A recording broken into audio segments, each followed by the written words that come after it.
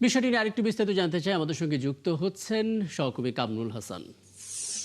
কামরুল হাসান, রাঙামাটিতে আপনি আছেন এবং আমরা জানি এরকম বৈরী আবহাওয়ায় সবচেয়ে ঝুঁকির মধ্যে থাকে পটুয়াখালী, রাঙামাটি এবং এর আশপাশের এলাকা। এখন পর্যন্ত আবহাওয়ার চিত্রটা কেমন দেখছেন? মাছ ধরা ট্রলার যারা মাছ ধরতে গিয়েছিল তাদের অবস্থাটা কি এবং প্রশাসন অগ্রিম কোনো ব্যবস্থা নিয়েছে কিনা? জি রাকিব, এই মুহূর্তে গুড়ি গুড়ি বৃষ্টি ঝরছে, আকাশ মেঘাচ্ছন্ন অবস্থায় রয়েছে।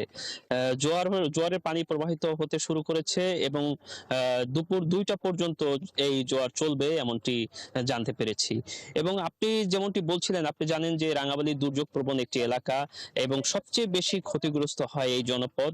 যার কারণে এই যে জোয়ারের পানির যে তীব্রতা রয়েছে, এতে ভাঙন কবলিত এলাকা যেগুলো রয়েছে সেগুলো কিন্তু নতুন করে আবার ক্ষতিগ্রস্ত হচ্ছে।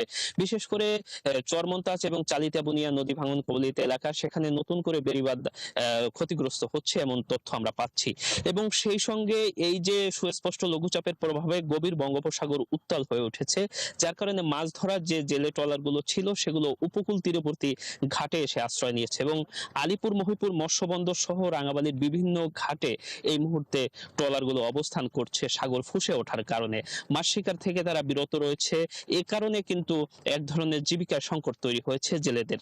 এছাড়া সার্বিক পরিস্থিতি যদি আপনাকে জানাই যে সকাল থেকে কিন্তু বৃষ্টি ঝরছে, আকাশ মেঘাচ্ছন্ন অবস্থায় রয়েছে এবং পটুয়াখালী নদী বন্দরকে 1 নম্বর সংকেত দেখিয়ে যেতে বলা হয়েছে, কারণ 45 থেকে 60 কিলোমিটার বেগে দমকা অথবা ঝোড়ো হাওয়া বয়ে যেতে পারে। যার কারণে এই সতর্ক সংকেত নদী বন্দর কর্তৃপক্ষ জানিয়েছে। এবং পায়রা সমুদ্র বন্দরে যে 3 নম্বর সংকেত দেওয়া হয়েছিল সেটিও এখন পর্যন্ত বলবৎ রয়েছে। ক্যামেরা পার্সনের মাধ্যমে আপনাকে দেখানোর চেষ্টা করছি, আমি এই মুহূর্তে রয়েছি আগুনমুখার তীরবর্তী কোরালিয়া লঞ্চ ঘাটে। সেখানেও কিন্তু এই যে নদীর যে পানির যে স্রোত, এর কারণে কিন্তু সেই অংশ ক্ষতিগ্রস্ত হচ্ছে এমনটি কিন্তু দেখানোর চেষ্টা করছি আমরা। এই ছিল আসলে রাঙামাটি থেকে আবহাওয়া পরিস্থিতির আমার কাছে সবশেষ। অনেক ধন্যবাদ কামরুল হাসান। নিশ্চয়ই ক্ষণে ক্ষণে আপডেট আসবে আপনার কাছে এবং তখন আমরা ধীরে ধীরে সেগুলো দর্শকদেরকে জানিয়ে দিতে পারবো। আমাদের সঙ্গে রাঙামাটি থেকে আবহাওয়ার খবর বলছিলেন সহকর্মী কামরুল হাসান। ঝালকাঠিতে দিনে এবং রাতে সমান তালে লোডশেডিং হচ্ছে। তীব্র গরমে ঘন ঘন লোডশেডিংয়ে বিপর্যস্ত হয়ে পড়েছেন গ্রাহকরা।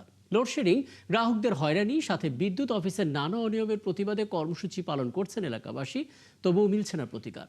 তরুণ সরকারের তথ্য এবং ছবিতে প্রতিবেদন।